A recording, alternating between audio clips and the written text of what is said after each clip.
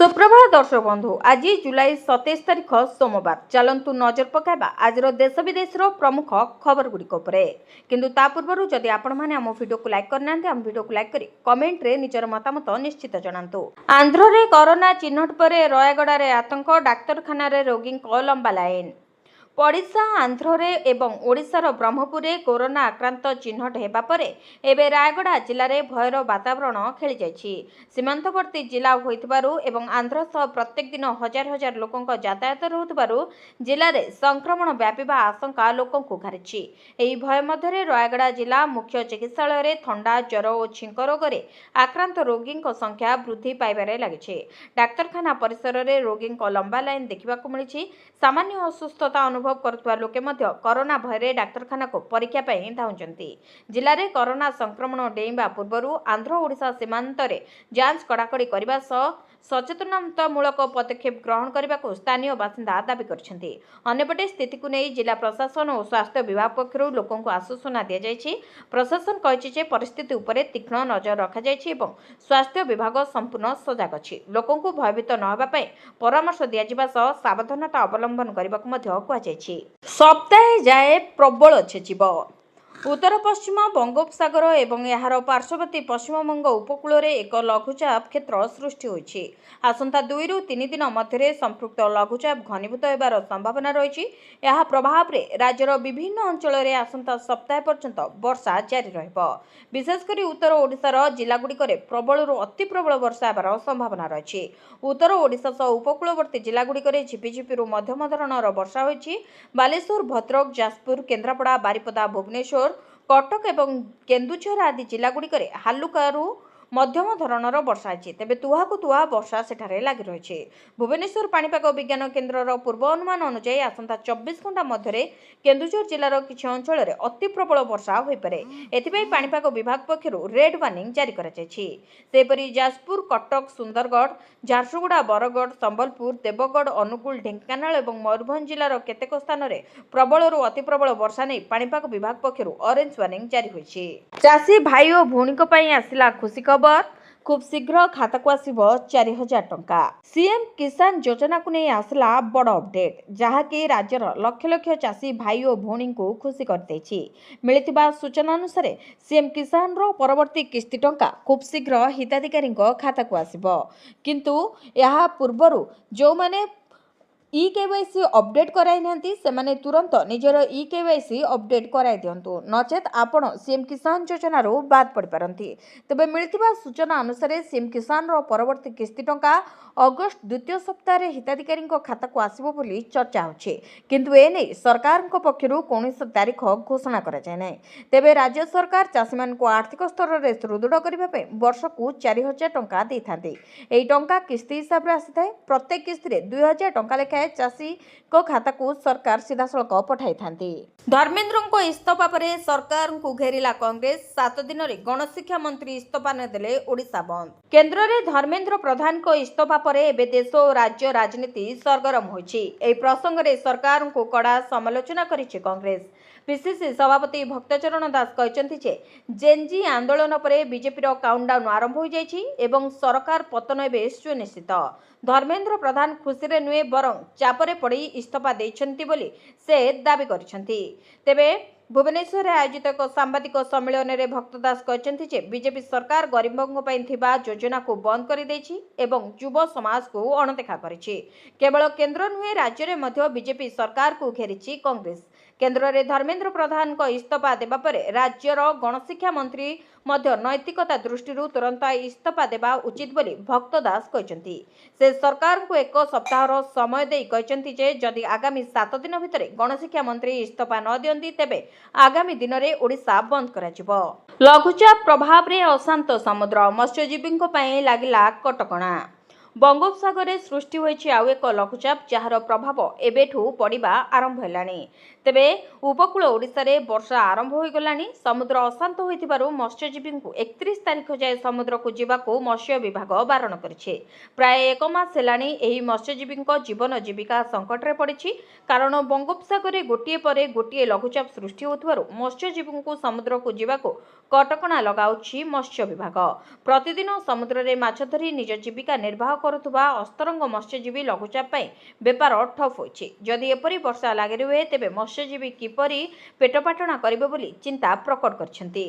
ଚାମେଲି ଓଝାଙ୍କ ଅଡୁଆ ବଢ଼ିଲା, ଆସିଲା ଅନାସ୍ଥା ପ୍ରସ୍ତାବ। ମହାକାଳପଡ଼ା ବ୍ଲକ ତିଖିରି ପଞ୍ଚାୟତର ସରପଞ୍ଚ ଚାମେଲି ଓଝାଙ୍କ ଅଡୁଆ ବଢ଼ିଲା, ଆସିଲା ଅନାସ୍ଥା ପ୍ରସ୍ତାବ। 22ରୁ 21 ଜଣ ୱାର୍ଡ ମେମ୍ବର ଅନାସ୍ଥା ଆଣିଛନ୍ତି। 27 ତାରିଖରେ ହେବ ଭୋଟ। ସେହି ସମୟରେ ଉପସ୍ଥିତ ରହିବାକୁ ସରପଞ୍ଚ ଓ ସବୁ ୱାର୍ଡ ମେମ୍ବରଙ୍କୁ ଉପଜିଲ୍ଲାପାଳ ନିର୍ଦ୍ଦେଶ ଦେଇଛନ୍ତି। ଏଥିସହ ଏନେଇ ମହାକାଳପଡ଼ା ବିଡିଓଙ୍କୁ ଉପଜିଲ୍ଲାପାଳ ଚିଠି କରିଥିବା ଜଣାପଡ଼ିଛି। ଯେଉଁ ଚିଠି ସୋସିଆଲ ମିଡିଆରେ ଭାଇରାଲ ହେଉଛି। ତିଖିରି ପଞ୍ଚାୟତରେ ମୋଟ 22ଟି ୱାର୍ଡ। ଅଭିଯୋଗ ଅନୁସାରେ 21 ଜଣ ୱାର୍ଡ ମେମ୍ବର ଗତ 23 ତାରିଖରେ ସରପଞ୍ଚ ଚାମେଲି ଓଝାଙ୍କ ବିରୋଧରେ ଅନାସ୍ଥା ଆଣିବା ପାଇଁ ଉପଜିଲ୍ଲାପାଳଙ୍କ କାର୍ଯ୍ୟାଳୟରେ ଲିଖିତ ଅଭିଯୋଗ କରିଛନ୍ତି।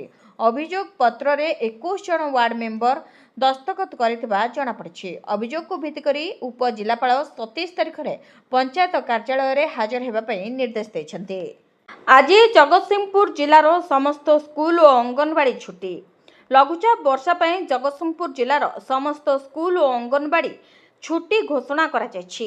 ଏନେଇ ଜଗତସିଂହପୁର ଜିଲ୍ଲାପାଳ ନିର୍ଦ୍ଦେଶନାମା ଜାରି କରିଛନ୍ତି। ପିଲାମାନଙ୍କ ସୁରକ୍ଷାକୁ ଆଖି ଆଗରେ ରଖି ଏଭଳି ସତର୍କତାମୂଳକ ପଦକ୍ଷେପ ନିଆଯାଇଛି। ବାଲିଅନ୍ତା ଭିଡ଼ ହତ୍ୟା ମାମଲା ସାମ୍ନାକୁ ଆସିଲା, ସୌମ୍ୟଙ୍କ ଶେଷ ମେସେଜ। ବାଲିଅନ୍ତା ଭିଡ଼ ହତ୍ୟା ମାମଲା କ୍ରାଇମବ୍ରାଞ୍ଚ କାର୍ଯ୍ୟାଳୟରେ ହାଜର ହେଲେ ମୃତ ସୌମ୍ୟରଞ୍ଜନ ସ୍ୱାଇଁଙ୍କ ବାପା ସୁଦାସନ ସ୍ୱାଇଁ। 5 ଘଣ୍ଟା ପର୍ଯ୍ୟନ୍ତ ସୌମ୍ୟଙ୍କ ବାପାଙ୍କୁ ପଚରାଉଚରା କରିଛି କ୍ରାଇମବ୍ରାଞ୍ଚ। ସୌମ୍ୟଙ୍କ ଗୁରୁତ୍ୱପୂର୍ଣ୍ଣ ଫୋନକୁ କ୍ରାଇମବ୍ରାଞ୍ଚରେ ଦାଖଲ କଲେ ସୌମ୍ୟଙ୍କ ବାପା। ଫୋନରେ ରହିଛି ମୃତ୍ୟୁ ପୂର୍ବରୁ ନିଲମ୍ବିତ ଏଡିଜି ଦୟାଲ ଗଙ୍ଗୱାରଙ୍କ ସହ ସୌମ୍ୟଙ୍କ ମେସେଜ। ଲାଏ ଡିଟେକ୍ସନ ଟେଷ୍ଟ କରାଯାଉ। ଚାର୍ଜସିଟ୍ରେ ସୌମ୍ୟଙ୍କ ମୃତ୍ୟୁ ପଛର ଷଡ଼ଯନ୍ତ୍ର ଓ କାରଣକୁ ସାମ୍ନାକୁ ଅଣାଯାଉ। ଆମକୁ ନ୍ୟାୟ ଦିଆଯାଉ। ବୟାନ ଦେଇଥିବା 2 ଯୁବତୀଙ୍କ ଲାଏ ଡିଟେକ୍ସନ ଟେଷ୍ଟ କରାଯାଉ। ସୌମ୍ୟଙ୍କ ଗାଡ଼ି ଚାବି ରଖିଥିବା ବିରଞ୍ଚିକୁ ତଦନ୍ତ ପରିସରଭୁକ୍ତ କରାଯାଉ ବୋଲି ସୌମ୍ୟଙ୍କ ବାପା ଓ ତାଙ୍କର ଜଣେ ସାଙ୍ଗ ଦାବି କରିଛନ୍ତି। ତେବେ ମୋବାଇଲରେ ସୌମ୍ୟ ଏବଂ ନିଲମ୍ବିତ ଏଡିଜି ଦୟାଲ ଗଙ୍ଗୱାରଙ୍କୁ କରିଥିବା ମେସେଜକୁ କ୍ରାଇମବ୍ରାଞ୍ଚ କିଭଳି ଦୃଷ୍ଟିରେ ନେଉଛି ତାକୁ ନେଇ ତନାଘନା ଆରମ୍ଭ ହୋଇଛି। ଦେଶର ଅଦାଲତରେ 5.64 କୋଟିରୁ ଅଧିକ ମାମଲା ପଡ଼ି ରହିଛି। ରାଜ୍ୟସଭା ସାଂସଦ ଦିଲ୍ଲୀପ ରାୟଙ୍କ ପ୍ରଶ୍ନରେ କେନ୍ଦ୍ରର ବଡ଼ ତଥ୍ୟ। ଦେଶର ବିଭିନ୍ନ ଅଦାଲତରେ ବୃଦ୍ଧି ପାଉଥିବା ବିଚାରାଧୀନ ମାମଲାକୁ ନେଇ ରାଜ୍ୟସଭା ସାଂସଦ ଦିଲ୍ଲୀପ କୁମାର ରାୟ ଉଠାଇଥିବା ପ୍ରଶ୍ନର ଉତ୍ତର ରଖିଛନ୍ତି କେନ୍ଦ୍ର ସରକାର। ସାଂସଦ ସୁପ୍ରିମକୋର୍ଟ, ବିଭିନ୍ନ ହାଇକୋର୍ଟ ଏବଂ ଅଧୀନସ୍ଥ ଅଦାଲତଗୁଡ଼ିକରେ 1 ବର୍ଷରୁ ଆରମ୍ଭ କରି 30 ବର୍ଷରୁ ଅଧିକ ସମୟ ଧରି ପଡ଼ି ରହିଥିବା ମାମଲାଗୁଡ଼ିକର ବିବରଣୀ ମାଗିଥିଲେ। ଏହାର ଉତ୍ତରରେ କେନ୍ଦ୍ର ଆଇନ ଓ ନ୍ୟାୟ ମନ୍ତ୍ରଣାଳୟ ପକ୍ଷରୁ ଦିଆଯାଇଥିବା ତଥ୍ୟ ଅନୁସାରେ 16 ଜୁଲାଇ 2026 ସୁଦ୍ଧା ସମଗ୍ର ଦେଶରେ ମୋଟ 5.64 କୋଟିରୁ ଅଧିକ ମାମଲା ବିଚାରାଧୀନ ରହିଛି।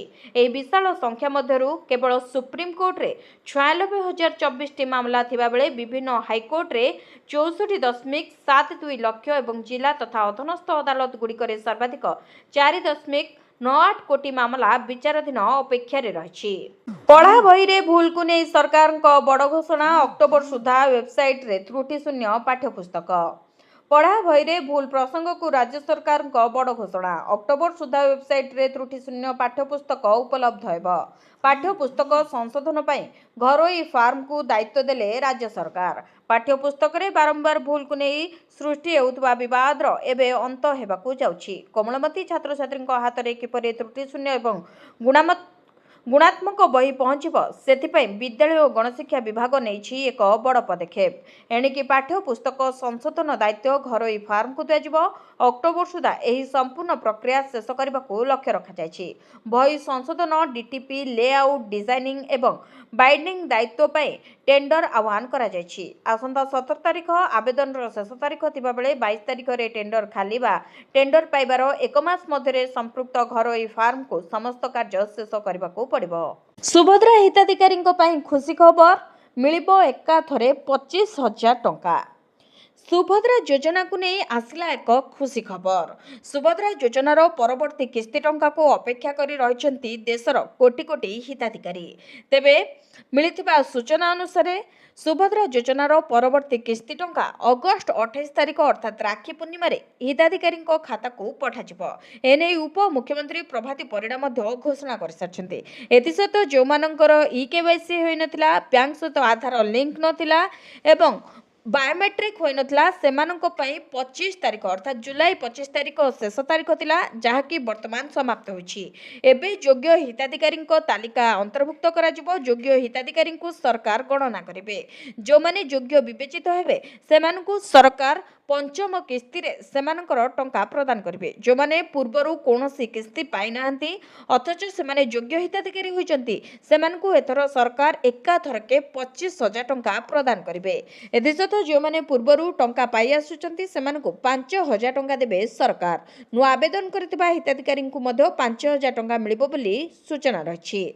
धर्मेंद्रଙ୍କ इस्तफाକୁ स्वागत। उत्कल विश्वविद्यालय रे बीजेडी छात्रଙ୍କ विज्ञाप। नीट पेपर लीक प्रसंग में केंद्र शिक्षा मंत्री धर्मेंद्र प्रधान निज पदर इस्तफा देछंती। एने उत्कल विश्वविद्यालय रे बिजु युव और छात्र जनता दल पक्षर एक कार्यक्रम अनुष्ठित होता। छात्र नेता और नेत्री माने एकाठी होई केंद्र सरकार विरोध में नाराबाजी करते। युवपीढ़ी स्वर आगे सरकार मुंड नुआइबा बाध्य होइचंती बोली छात्र बीजेडी कहिछि। एथिसहित बही त्रुटि प्रसंग में ओडिशार गणशिक्षा मंत्री मते इस्तफा प्रदान करंतु बोली दल पक्षर दाबी करा जायछि। बदलीगला सोना रूपा दर चेक करंतु 10 ग्राम मूल्य रहिछि केते। पुणी ग्राहकों को लगिला झटका। एका थरके बढ़ीगला सुना दर। सुना एवं रूपा मूल्य रे प्रबल वृद्धि घटी। MCX रे सुना 409 एवं रूपा 3,187 टंका वृद्धि पाई। अमेरिका इरान उत्तेजना एवं अमेरिका फेडरल रिजर्व सुध हार वृद्धि संपर्क में बजार आशा जो मूल्यवान धातुगुड़िक अस्थिर रही। तेबे भारतीय बजार में 24 कैरेट सुनार दर 1,43,460 टंका रही बेले 22 कैरेट सुनार दर 1,31,500 टंका रही। अन्यपटे राजधानी भुवनेश्वर में 24 कैरेट सुनार मूल्य 10 ग्राम पिछा भारतीय बजार मूल्य अर्थात 1,43,460 टंका एवं 22 कैरेट सुनार मूल्य 1,31,500 टंका पहुंची। चलित मास शेष सप्ताह सुधा आसिबो पीएम आवास पक्का घर पाई 1,20,000 टंका। नवेम्बर मिलवाकू जाउथिबा पीएम आवास पक्का घर पाई एबे आसिछि बड़ खबर। घर पाइबे हिताधिकारी। आरंभ हेबाकू जाउछि पीएम आवास योजना बंटन प्रक्रिया। पर्याय क्रमे आवास घर देबे केंद्र सरकार। तेणु एई योजना रे जो केउ माने पाइबे केउ माने कटिबे आसंतु जानिबा।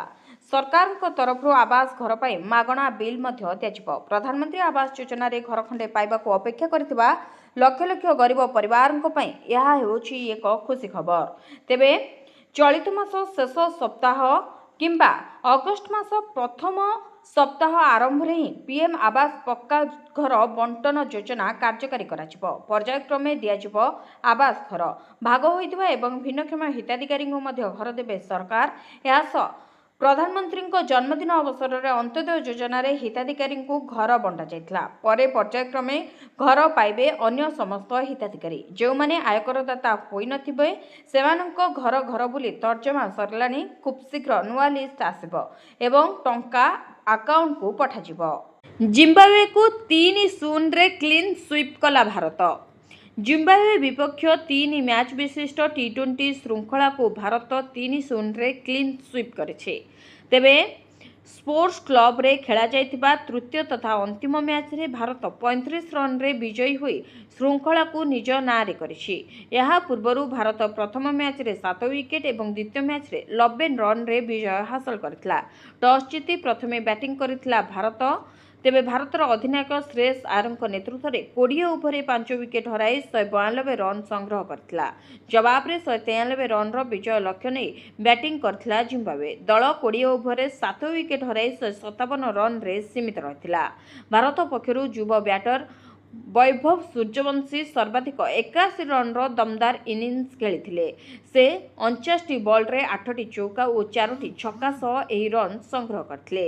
ईशान किसान 29 रन एवं अधिनायक श्रेयस आयर 18 बॉल रे 27 रन रो उपयोगी इनिंग्स खेलिथिले। आयुष्मान कार्डधारी आसला खुशी खबर। आडमिट होबार 3 दिन आगरू करा जायथिबा टेस्ट पैकेज रे अंतर्भुक्त हेबो। एणिके आडमिट हेबा पूर्व आयुष्मान कार्ड रे हेबो सबु मेडिकल परीक्षा। नकले हस्पिटाल विरोध में हेब एक्शन। आयुष्मान सेवा को नहीं एभली किछि बड़ सूचना देछंती स्वास्थ्य मंत्री मुकेश महालिंग। रोगी हस्पिटाल रे एडमिट हेबार 3 दिन पूर्व जहाँ भी टेस्ट हेब ताहा आयुष्मान पैकेज रे अंतर्भुक्त करा जिवो। जो हस्पिटाल एहाकु न करिवे तांको विरोध रे नियाजिवो दृढ़ कार्यानुष्ठान। एही निर्देश को समस्त घरोई हस्पिटाल पालन करबा पई कड़ाकड़ी निर्देश रहिछि।